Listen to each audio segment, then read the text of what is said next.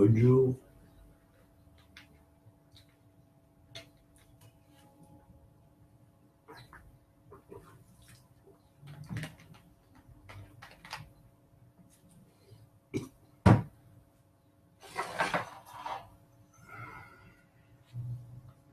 C'est ma petite bouteille personnelle. Hein. Bon, allez, on va commencer. On est en ce moment dans la période dite de deuil. Comme ça, on l'appelle tous les ans. Ça fait des années que ça dure, puisque depuis le Beth Amikdash, la destruction du Beth Amikdash, tous les ans, on l'a fait. Voilà.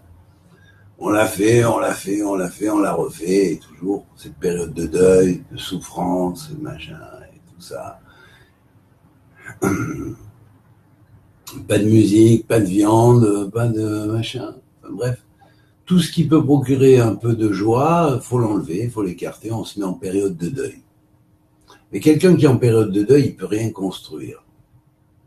Et pourtant, la Gemara nous donne un excellent exemple, l'exemple de Rabbi Akiva, où on présente tous les Chachamim qui pleuraient pendant cette période, en se lamentant sur le temple, en disant « Oh, il a été détruit ». Mais arrêtez de dire « Oh, il a été détruit », rigolez, avancez, dites « S'il a été détruit comme c'est marqué, eh bien, il sera reconstruit comme c'est marqué. Il sera vraiment reconstruit parce que Hachem tient ses promesses, mais soyez à la hauteur. » Donc, Rabbi Akiva, lui, au contraire, était en joie au lieu d'être en pleurs et en deuil. Ah ben, prenez l'exemple, prenez-en l'exemple. C'est pas moi qui vous le dis, c'est Rabbi Akiva. Quelquefois, il y a des petites paroles de sages comme ça, dissimulées dans certains endroits, mais les gens ne savent pas en tirer la substantifique moelle. Ils passent à côté, ils disent oui, non, mais ça, si on l'associe avec un autre qui a dit ça, et un autre qui a dit ça, et un autre qui a dit ça, ben, alors, ça forme un système complètement contraire et révolutionnaire. Exemple, on se contente de notre manière d'interpréter, on s'est contenté de notre manière d'interpréter la Torah durant des siècles. Hein, en disant, bon, il y a le Pirouche Rashi, et puis après, Rashi, il y a ça, il y a ça. C'est bien beau. Mais la Torah fonctionne en racine bilitaire et pas trilitaire. Donc déjà, la signification des mots devient un peu différente et les interprétations qui se cachent derrière sont hyper plus profondes que celles qui fonctionnent avec des racines uniquement trilitaires et qui parlent de racines trilitaires. Déjà, point barre. C'est-à-dire que quoi ? C'est-à-dire que la Torah est écrite en hébreu. La langue hébreu est une langue qui est encodée, et dont un livre extrêmement important, qui est le Sefer Yetzirah, nous donne, à partir d'Abraham l'Hébreu, qui est le premier à être appelé vraiment Abraham l'Hébreu, bien qu'il vient de Héver, donc Héver est la racine de Hébreu. Mais l'Abraham, c'est le premier hébreu, vraiment hébreu. Donc, officiellement sur terre, disons. Et donc, Abraham a transmis un sefer un livre qui s'appelle le livre de Yetzirah, le Sefer Yetzirah, un livre d'une complexité extraordinaire, d'une profondeur incommensurable, puisque un des élèves du Gaon de Vilna a dit au nom du Gaon, a dit tous les commentaires de la Torah, depuis le Midrash, depuis le Talmud, depuis toute la Torah orale et la Kabbalah même du Harizal, et la Kabbalah antérieure et dite primordiale, toutes ces choses-là ne sont sorties que d'un seul livre, la sagesse des 32 voix du Sefer Yetzirah, et repose dessus. Donc il faut que ça repose dessus. La Torah, à la fin de chaque paracha, en nous donnant le nombre des lettres qu'il y a dans la paracha, des mots qu'il y a dans la paracha, et des simanim, et des signes que cela représente, nous met sur la voie. Mais que cette voie, qu'est-ce qu'il accomplit, qu'est-ce qu'il la pratique ? Non, on va se contenter de commentaires, et de commentaires sur les commentaires des commentaires. Mais on oublie une chose, c'est qu'il y a des choses fondamentales qu'ont dit les maîtres, les premiers maîtres. Que la sagesse d'Israël a été perdu déjà à Babel, puisqu'on a oublié une bonne part de la Torah et de l'importance de son message, de la signification de son message. Ezra l'a reconstitué. Avec Daniel, Daniel a enterré la clé. C'est marqué dans le livre de Daniel en toutes lettres. Je n'invente rien. Vous lirez, j'ai pas le temps de vous donner toutes les références et d'aller chercher là et là, hein, ça va. Vous avez qu'à faire aussi un petit travail. Et surtout ceux qui posent des questions et qui disent oui, c'est comme ci et c'est comme ça et tu dis ça et d'où tu le sors, quoi. Ben va chercher. Voilà, j'ai pas à perdre mon temps à aller te chercher et puis à te donner. Je te donne déjà le travail mâché comme ça, c'est déjà pas mal. Donc vous avez qu'à regarder dans le livre de Daniel. Dans le livre de Daniel, vous verrez que l'ange somme Daniel d'enterrer la clé du livre jusqu'au temps de la fin. Les temps de la fin, on y est. Au niveau temporel, on y est. Maintenant, ceux qui disent, oui, tous les temps se mélangent, on n'est pas dans... Le temps n'existe pas dans la Torah, oui, il y en a qui prônent ça, bien sûr. Voilà. Alors on n'est pas en 5778. Si on n'est pas en 5778, alors le calendrier n'a pas de valeur. C'est à voir. Excusez-moi. Hein.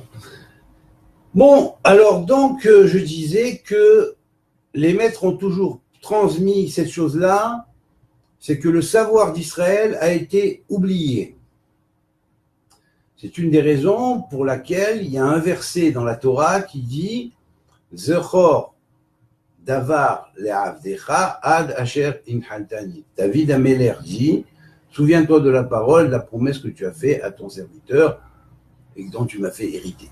Donc ça veut dire que le Malchut, le royaume de David, n'est pas reconstituable si on n'a pas la totalité de la mémoire dont on a oublié. Ça, David Améler l'avait vu, il avait prédit, il avait dit, donc vous écoutez, vous comprenez, vous déduisez. Maintenant, si vous voulez vous faire bourrer le crâne, bah faites-vous bourrer le crâne et puis dites-vous non, vous n'avez rien le droit de faire, vous pouvez qu'écouter ce qu'on vous dit et puis c'est tout, et tenez-vous-en à ce qu'on vous dit. Voilà. Faites les hamorim si vous avez envie de jouer les hamorim. Bref, il y a une autre chose, c'est qu'on nous précise que 288 étincelles de lumière se sont perdues. C'est quoi ces 288 étincelles de lumière qui se sont perdues? C'est quoi? Qui est capable de vous le dire? Alors voilà, je vous pose la question, je vous demande, et je demande à tous ces messieurs kabbalistes qui existent sur Facebook, hein, de me dire quelles sont les fonctions de chacun de ces 288 étincelles. Voilà. Alors, donnez-les-moi les fonctions, allez-y. C'est quoi ces 288 étincelles qui ont été perdues, qu'il faut récupérer, qu'il faut remonter à leur source? Il y a un Rosh Yeshiva de Kabbalah qui est capable de l'aligner, de dire, venez tenir, regarde, voilà, cette étincelle-là, c'est ça, cette étincelle-là, c'est ça, cette étincelle-là représente telle chose ou telle fonction, celle-là représente telle fonction, il a tel nom d'ange qui commande l'étincelle, et tel tikkun en relation avec ce nom d'ange qui commande l'étincelle. Qui ça? Prenons en Israël. Rav Shmueli, Ravatia peut-être. Hein? Je suis prêt. Ben oui. Ou d'autres. Rav Yoel Hakoun peut-être. Hein? Qui va venir me faire l'énoncé des 288 étincelles en me donnant les fonctions. Hein? Non mais vous serez surpris. Voilà. Donc ces 288 étincelles qui ont été perdues, ils sont récupérés qu'à la fin. Et lorsqu'ils sont récupérés, la sagesse d'Israël commence à se réintégrer. C'est ce que David Améler avait dit avec la moitié du nombre 288 en disant Hadesh Yamenu Kekedem, comme Kedem. Alors on pourrait dire s'il y a Kedem plus Kekedem, ben Kedem plus Kekedem, hein, ben c'est comme 288, 144 et 144. 244 et 144. 144 au masculin et féminin du masculin et 144 au masculin et féminin du féminin. Dans les fonctions divines, c'est-à-dire dans ce qu'on appelle Akadosh Baruch Hu et la Shekhinah. Alors bien sûr, ce fameux nombre 288, qui est le nombre des étincelles perdues qu'on a oubliées, mais bien sûr qu'on les a oubliées. parce que ça incluait de nombreuses sciences, de nombreuses connaissances, de nombreuses fonctions et sous-fonctions qui permettent de savoir comment gérer un État théocratique, hein, et comment orienter les fonctions et comment orienter l'armée d'en bas pour qu'elle fasse exactement en relation avec ce que fait l'armée du ciel. Alors, eh bien voilà, allez-y, venez. Venez, je vous attends. Bon. Hein?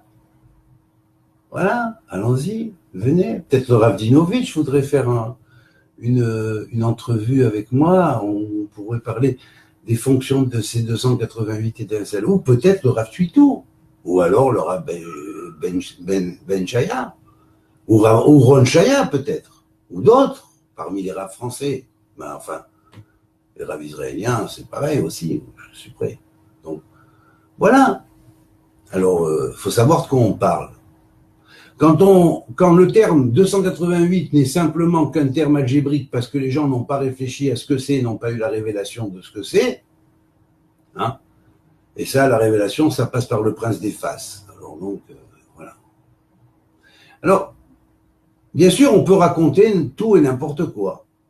Et à ce moment-là, nier absolument quand on vient apporter des quelconques reflets de ces fameux 288 étincelles, on va dire non, non, c'est pas ça, c'est pas ça, c'est pas ça. Où est-ce que c'est marqué? Ben, c'est pas marqué nulle part parce que tu n'en as même pas souvenance.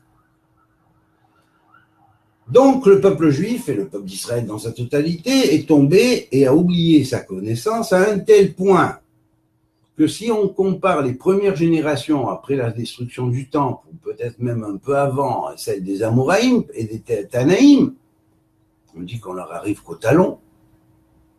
On n'arrive qu'au talon. C'est-à-dire que nos talmudistes d'aujourd'hui, avec toutes leurs méthodes de pile-poule, n'arrivent qu'au talon de la compréhension de ce pourquoi les Tanaïm et les Amoraïm ont émané la Mishnah et la Gemara. Avec un code très précis, basé sur la code tanachique, dans ce qu'on en avait souvenance. Vous voyez, déjà, il y avait quand même... Et puis eux-mêmes, ces Tanaïm et ces Amoraïm, par rapport aux prophètes, ils sont à quel stade? Ils sont au stade d'être seulement au talon des prophètes. Et aujourd'hui, on a un Rav ou des Ravs, par exemple, qui vous disent le Talmid Chacham qui étudie le Talmud, il est plus grand que le prophète. Et il interprète au pied de la lettre. Mais ils ne savaient pas qu'on n'interprétait pas les prophètes de la même manière par rapport aux sages. Et là, on disait que les sages étaient supérieurs aux prophètes. C'était pas pour rien. Ça veut dire que les sages ici, c'était des prophètes à l'origine qui sont devenus sages, qui sont passés au niveau de comprendre leur prophétie. C'est pas les sages d'aujourd'hui. Le Gaon de X ou Y de tel yeshiva en Talmud. Parce qu'il connaît, oui, il connaît ce qu'il connaît, mais il connaît au pied de la lettre, il connaît à ras des pâquerettes. Parce qu'il n'a pas la clé. Alors ensuite, je dirais ensuite que, donc, lorsqu'on compare la sagesse des anciens, de ceux qui ont fondé la Torah, les origines des origines, les premiers qui ont donné la transmission, les premiers Kohanim qui sont sortis de Aaron par le biais d'Elazar à Cohen et qui ont transmis la tradition, arrivés au Beth Amikdash avec la tradition des Bnei Tzadok à Cohen, qui ont été choisis par le Malchut Beth David, c'est pas ce qu'on a aujourd'hui qui nous enseigne la Torah. C'est ce qui se trouve au talon du talon du talon du talon. Voilà. Et avec ça, ces gens-là qui se trouvent au talon du talon du talon du talon ont des élèves qui, des fois, viennent dire « Ouais, qu'est-ce que tu dis ça? Qu'est-ce que tu amènes ça? Ravintel, il a dit ça. » Mais qu'est-ce que c'est Ravintel, Bislal? Hein? Faut bien comprendre que par rapport à ça, et à cette connaissance-là, on est au bas à bas. C'est comme si, comme l'avait ramené notre ami, je l'avais ramené il y avait quelque temps, mais le Rav Abraham Ifrach l'avait ressouligné en disant, en parlant de cette fameuse récolte de la folie que Rabbi Nachman de Breslav raconte dans ses fameuses 13 histoires. Alors bien sûr, la récolte de la folie, vous la connaissez, l'histoire, c'est un roi et son astrologue. Le roi symbolise le Messie, l'astrologue symbolise celui qui est très proche du Messie, et qui voit, qui a un don de prophétie, hein, peut-être le prophète Élie, ou peut-être quelque chose qui est proche du prophète Élie. Je pense Élie Agadol, ici, c'est-à-dire l'ange Yoël Agadol, qui est proche de Métatron, et puis le Mashiach qui est au-delà, qui lui est non pas Métatron, mais Mitatron. Mitatron, c'est le 8e roi, c'est celui qui est au-dessus de Métatron. Alors bien sûr, il voit ce qui se passe, et d'après le sondage de l'astrologue, qui connaît parfaitement les lois astrales et à un niveau tanachique pratiquement, puisque c'est Rami Nachman qui le ramène, je pense qu'il sait ce qui se passe, hein, quand même, donc il sait que chaque degré a ses versets, que ça rentre selon des lois précises qu'il n'énumère même pas, mais enfin, dont il plus ou moins mentionne l'existence, puisqu'il dit que cet astrologue a été capable donc de voir que la récolte allait être terrible, puisqu'elle allait être une récolte de folie, qui allait rendre tout le peuple fou. Alors là, ça ressemble un petit peu à l'histoire de Yosef. Donc on pourrait partir et dire que quelque part, la notion de l'astrologue dans cette histoire-là symbolise la fonction Mashiach ben Yosef, jusqu'à l'arrivée d'Eliyahu Hanavi, le grand, d'abord le grand, Tekiya Beshofar Gadol, et ensuite le Malchut avec le roi du 8e niveau de la Bina qui descend dans le Malchut. Et là, évidemment, dans cette histoire, l'astrologue dit au roi, on pourrait peut-être engranger, hein, comme Yosef l'avait fait, entre parenthèses, bien sûr, et puis mettre de côté suffisamment de grains pour pouvoir tenir pendant le temps de la récolte de la folie et pas devenir fou comme tout le monde. On restera normal, le roi et moi, et peut-être quelques autres autour qui seront choisis, ça c'est aussi entre guillemets ou entre parenthèses. Et puis ensuite, le roi lui répond non. Si le peuple devient fou et que nous ne devenons pas fous comme le peuple, ils ne nous accepteront pas, ils vont nous traiter à nous de fous et ils vont croire qu'eux-mêmes sont normaux. Ah oui, la justesse de la chose.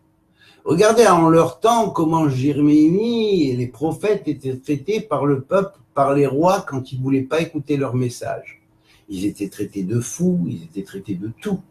Ils étaient rejetés, ils étaient accusés, ils étaient bannis par les prêtres, bannis par ceux qui étudiaient de l'époque. Et ceux qui étudiaient de l'époque, c'est même pas ceux d'aujourd'hui ne leur arrivent pas à la cheville.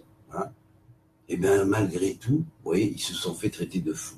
Alors imaginez-vous de nos jours, quand on est dans un monde de fous, dirigé par des dingues, comment ça peut se faire, comprenez? Alors il est temps qu'on prenne conscience quand même de cette chose-là, qu'on prenne conscience de tout ce qu'on a perdu et qu'on peut récupérer. Parce que je vous le dis, c'est là. Maintenant, à vous de voir, vous voulez le recevoir ou vous ne voulez pas le recevoir. Alors maintenant, je vais vous dire une chose.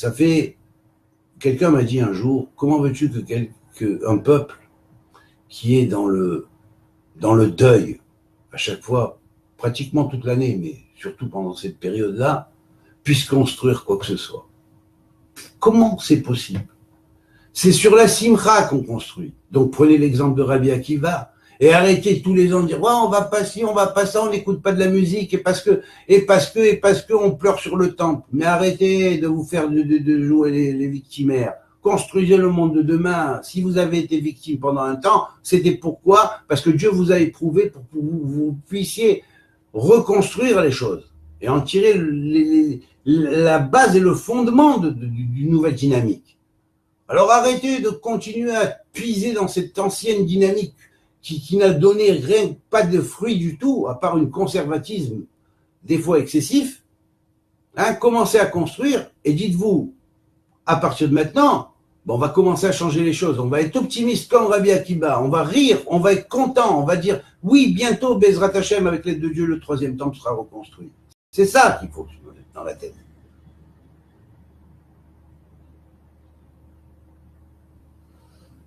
Voilà.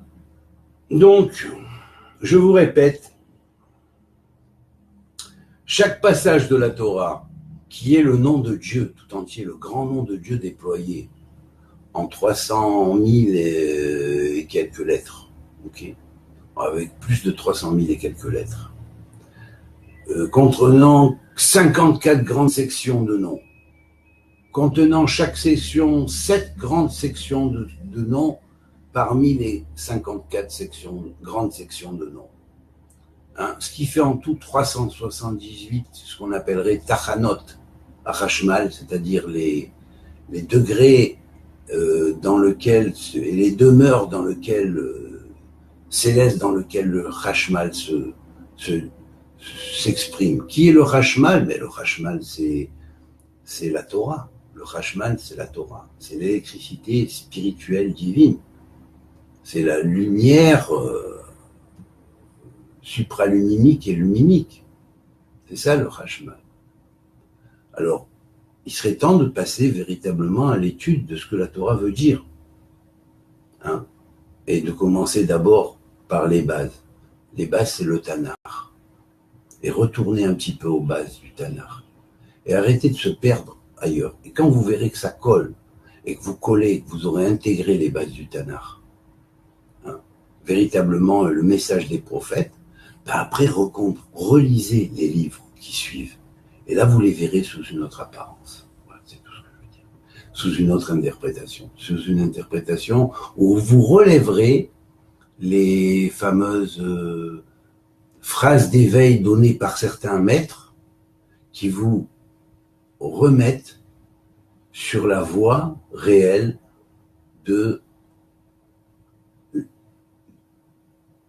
qui peut vous mener à véritablement aller dans le sens de écouter sa voix, comme l'avait dit le Messie à Rabbi Yoshua ben Yosef. Rabbi Yoshua ben Levi. Voilà. Et donc, voilà. Et là, vous allez voir qu'au fur et à mesure, les choses vont s'aplanir, vous comprendrez, vous arrêterez de vous limiter, vous arrêterez de vous sentir dépendant de l'opinion d'un tel ou un tel qui en connaissent un petit peu plus que vous, bien sûr, puisque ça fait des fois des années qu'ils étudient, mais au niveau de la conscience, de la compréhension de la Torah, il y a encore beaucoup de progrès à faire pour vraiment comprendre et connaître la Torah selon sa conscience réelle. Voilà. Et qu'on ne croit pas qu'on est des êtres humains, des hommes, on en est vraiment au stade d'enfant. Voilà, on commence à peine. Alors, reprenons un nouveau biberon, hein, et puis réapprenons la Torah avec le lait de la Torah d'en haut. Le lait sortant des mamelles de la Bina, si on pourrait dire, des mamelles spirituelles de la Bina. Voilà, qui va nous consolider dans nos forces, et petit à petit, progressivement, faire évoluer nos cerveaux jusqu'à ce qu'on soit capable symboliquement d'accéder au stade de viande et au stade d'autres niveaux. Voilà. Alors commençons par la simcha déjà, et puis par inverser le processus de souffrance acceptée, non pas en processus de révolte, non pas du tout, mais en vous disant, si on a souffert, il y avait une raison, et c'est cette raison-là, maintenant, on est heureux de savoir qu'elle avait un sens, et qu'elle aura un sens qui va se concrétiser de plus en plus et de mieux en mieux. Allons dans ce sens, et vous verrez que les choses changeront. Que Dieu vous bénisse, que vous redeveniez au peuple juif et aux enfants d'Israël qui dispersés dans le monde, et aux justes des nations, et gentils, et bons parmi les gentils des nations, hein, eh bien, que nous devenons cette unité en unité messianique, et que Dieu nous unisse et qu'il nous rassemble de façon à éloigner ces forces de clipotes qui ont réussi à prendre possession de nombreux membres de l'humanité qui sont complètement endormis et qui sont dans un espèce de cauchemar, hein, où ils deviennent eux-mêmes les bourreaux dans ce cauchemar, voilà. Et on espère que bientôt tout ça tombera parce que c'est Dieu qui peut tout enlever, voilà. Que Dieu vous bénisse et à très bientôt. Faites passer le message parce que ça donnera un peu plus envie de transmettre parce que franchement des fois c'est pas très, ça passe pas assez, ça devrait passer plus parce que c'est quand même des paroles importantes. Coltou.